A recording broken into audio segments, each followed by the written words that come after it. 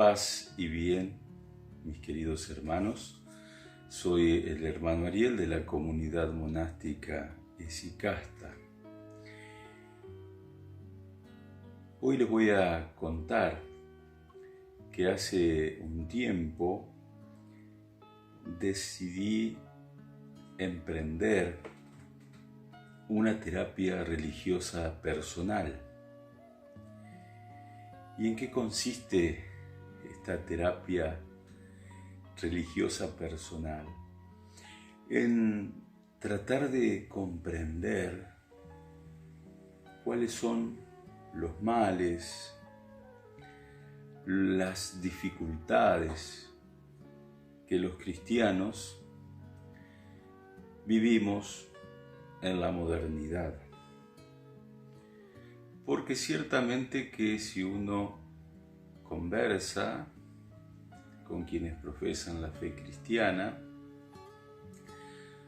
va a notar que mayormente hay insatisfacción, que hay dudas y que hay rechazos, sobre todo en quienes conforman el pueblo de Dios, no tanto en las jerarquías clericales, aunque también allí las hay, estas dudas, estas dificultades, estas insatisfacciones. Lo cierto es que el observar esto me ha movido a una curiosidad o una inquietud, podríamos llamar, intelectual, por tratar de identificar cuáles son las causas que han llevado a la religión cristiana a alejarse del camino trazado por Jesús de Nazaret.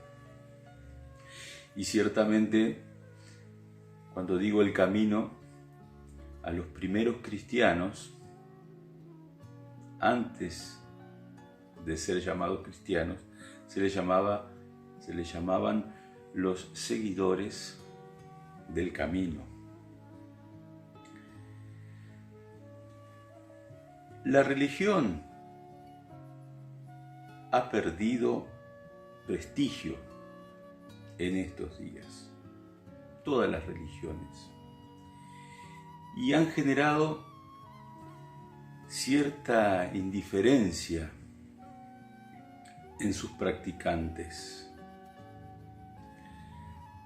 Voy a hablar principalmente de la religión cristiana y específicamente de la religión católica, de la denominación católica. La Iglesia se ha convertido en una institución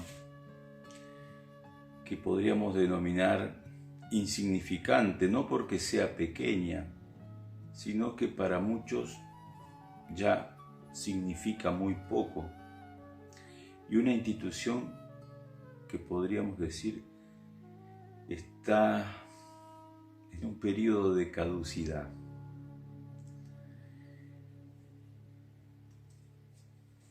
Las religiones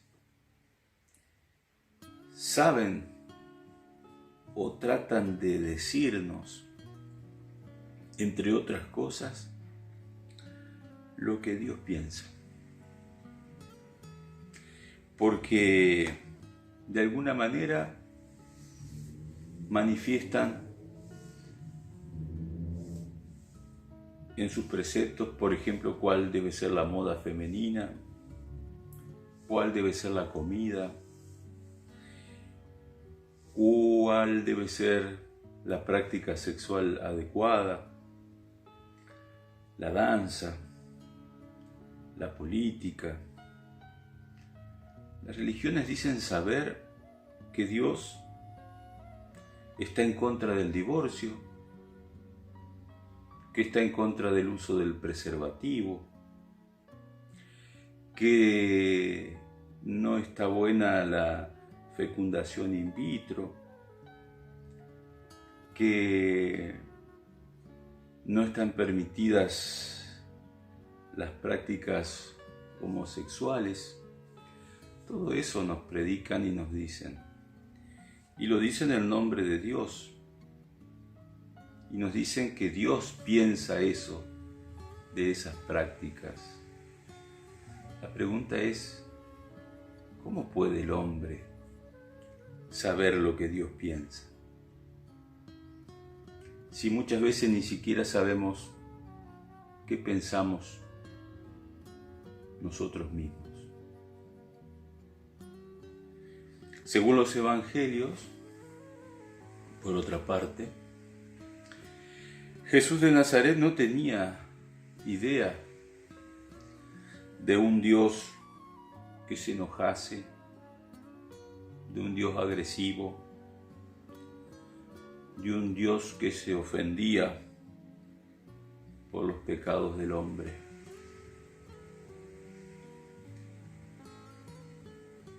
Los conceptos de culpa universal, de maldición, de condenación, aparecen en el Nuevo Testamento, pero introducidos por el apóstol Pablo. Y aparecen estos escritos después de la muerte de Jesús. Yo me pregunto, y muchos seguro se preguntan, ¿qué atractivo puede tener hoy una religión que hace del sufrimiento la condición indispensable para la realización espiritual? Nos convencieron, hermanos, de que la felicidad no está en el presente, sino en el futuro.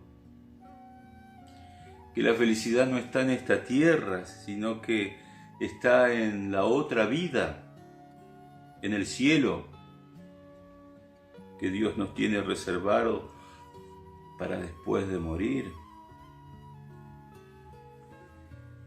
Le han impuesto a Dios estados de ánimo, como a nosotros los humanos, y estados de ánimos variables.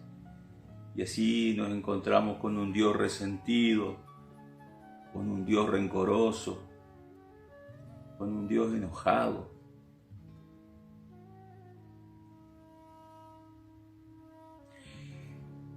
Y el tema es que ante este panorama, el hombre, la humanidad, termina de alguna manera encerrada entre el pecado, la culpa y un Dios enojado. Y entonces aparece ahí la figura de la iglesia. La iglesia que puede perdonarte. La iglesia que te otorga la salvación. La iglesia que gestiona y resuelve sobre tu perdón.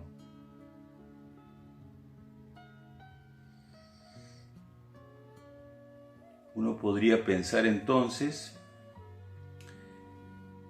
que con la aparición de la iglesia, de esta iglesia, las manos de Dios ahora están atadas. Dios se somete a las decisiones de la iglesia. Pero saben, Jesús trajo un mensaje original, un mensaje extraordinario que impactó en la gente de su tiempo y que impacta aún hoy.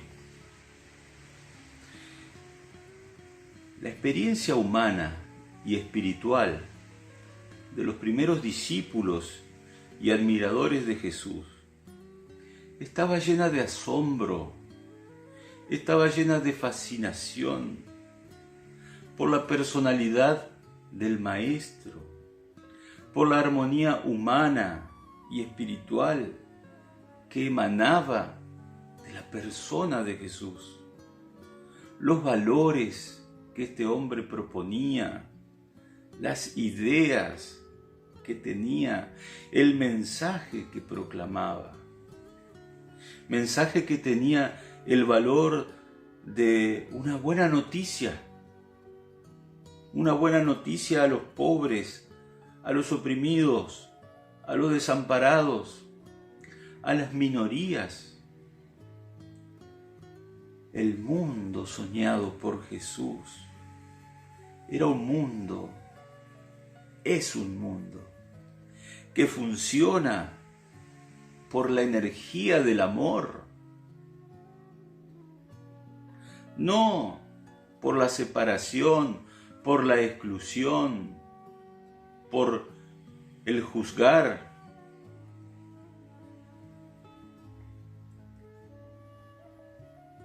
En ese hombre, en Jesús de Nazaret, el cielo bajó a la tierra. Hoy en día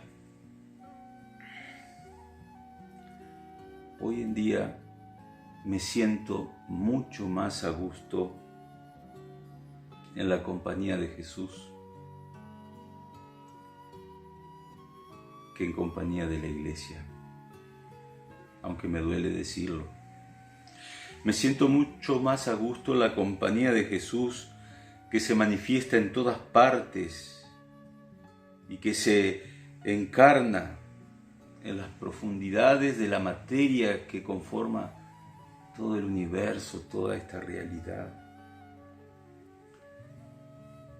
Me siento mucho más a gusto con Jesús. Dios une a los seres humanos, hermanos. Lamentablemente, las religiones han dividido a los pueblos. Que el Señor los bendiga. En el nombre del Padre, del Hijo y del Espíritu Santo. Amén.